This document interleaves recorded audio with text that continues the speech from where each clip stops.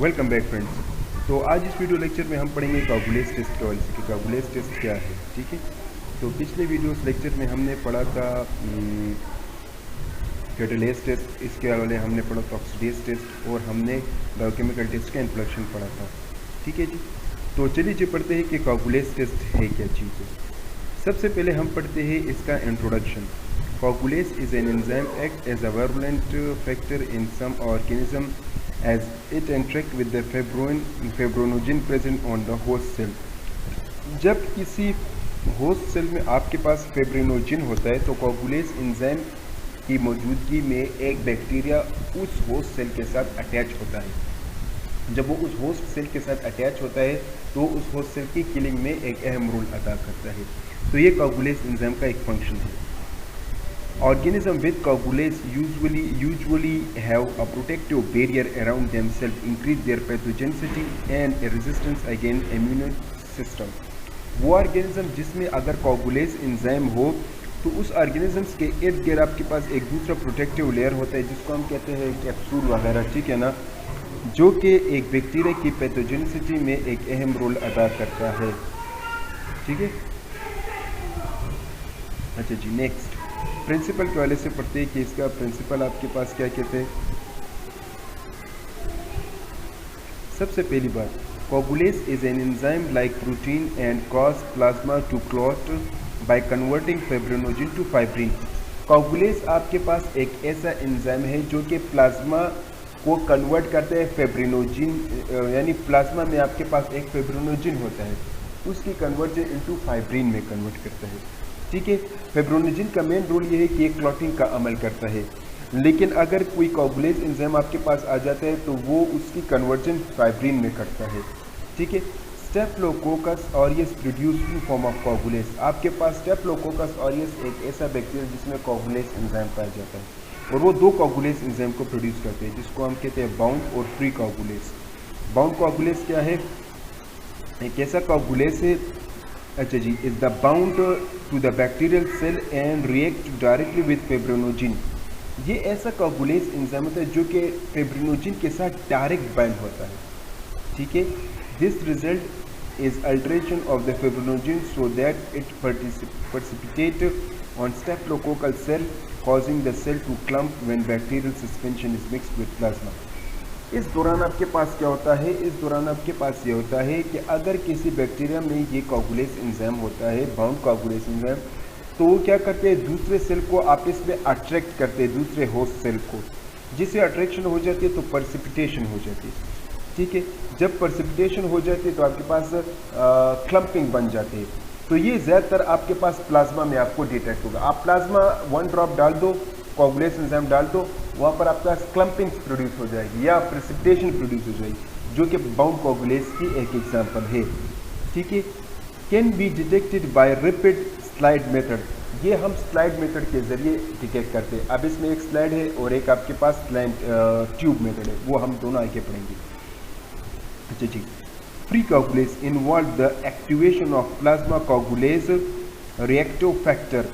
आपके पास एक खास किस्म का रिएक्टिव फैक्टर होता है जिसको हम कोगुलेस रिएक्टिव फैक्टर कहते हैं, विच मॉडिफाई और derived from bone molecule to form coagulase CRP complex. ये क्या करता है, ये आपके पास मॉलिक्यूल की कन्वर्जन करती है इनटू कोगुलेस सीआरपी कॉम्प्लेक्स में। आपके पास एक थ्रोम्बीन मॉलिक्यूल होता है, तो थ्रोम्बीन मॉलिक्यूल कोगुलेस सीआरपी में कन्वर्ट होता है। This complex in turn react with fibrinogen to produce fibrin clot। जैसे ही ये कॉम्प्लेक्स फाइब्रिनोजिन के साथ कनेक्ट होता है या उसके साथ रिएक्शन करता है तो आपके पास फाइब्रिन क्लॉट बनता है। ठीक है, तो इस दौरान आपके पास क्या होता है, इस दौरान आपके पास कोगुलेस रिएक्टिव फैक्टर बनता है। ये कब बनेगा, ये आपके पास तब बनेगा जब आपके पास थ्रोम्बीन एक मॉलिक्यूल होता है जो कि कोगुलेस रिएक्टिंग फैक्टर के साथ बाइंड हो जाते हैं और एक कॉम्प्लेक्स बनाते हैं। उस कॉम्प्लेक्स की बनने की वजह से आपके पास फिब्रिन क्लॉट हो जाता है। Next, can be detected by, अच्छा ये ट्यूब मेथड से हम इसको करते हैं, नॉट स्लाइड मेथड, अच्छा ट्यूब मेथड से इसके हम करते हैं। अच्छा जी, ऑब्जेक्टिव, अब इसके ऑब्जेक्टिव हवाले से हम पढ़ते हैं कि इसका ऑब्जेक्टिव क्या है। To detect precoagulase bound coagulase produce by different organism. तो इसके ज़रिए हम फ्री और बाउंड कोगुलेस की मतलब आइडेंटिफिकेशन करते हैं कि कौन सा फ्री कोगुलेस है, कौन सा बाउंड कोगुलेस है। अच्छा जी, staphylococci into two group, coagulase positive, staphylococci coagulase negative. इसका एक मकसद ये भी है कि हम इससे कोगुलेस पॉजिटिव और नेगेटिव स्टेफिलोकोकस की आइडेंटिफिकेशन करते हैं। To identify and differentiate Staphylococcus aureus from other Staphylococcus species। आपके पास स्टेफिलोकोकल के बहुत स्पीशीज होते हैं, तो इस दूसरे स्टेफिलोकोकल के स्पीशीज से आपको स्टेफिलोकोकस ऑरियस के आइडेंटिफिकेशन करते हैं। अच्छा जी, इसकी रिक्वायरमेंट्स आपके पास क्या है?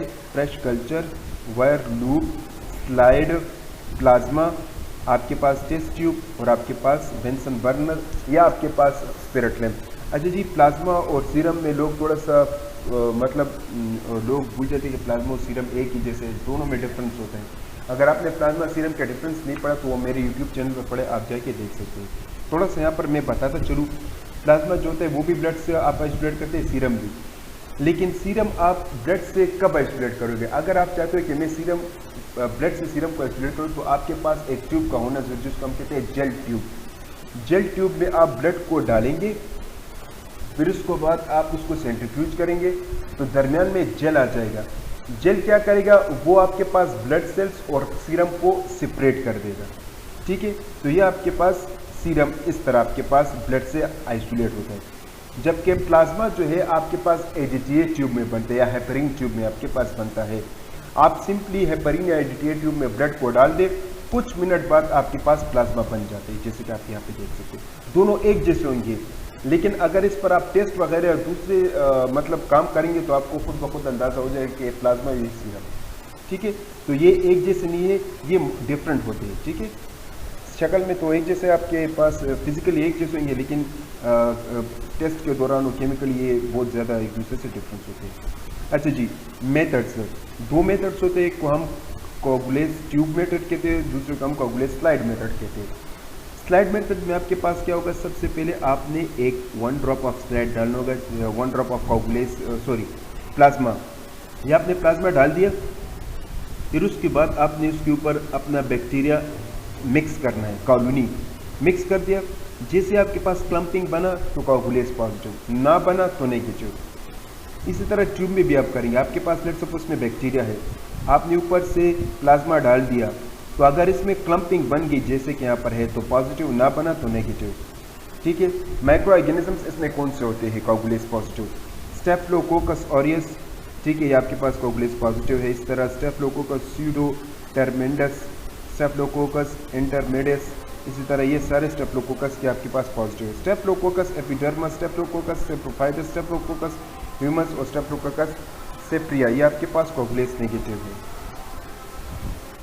अब इसकी लिमिटेशन क्या है, या इसके मतलब हमें जब ये टेस्ट करना होगा तो हमें किन बातों का ख्याल रखना होगा?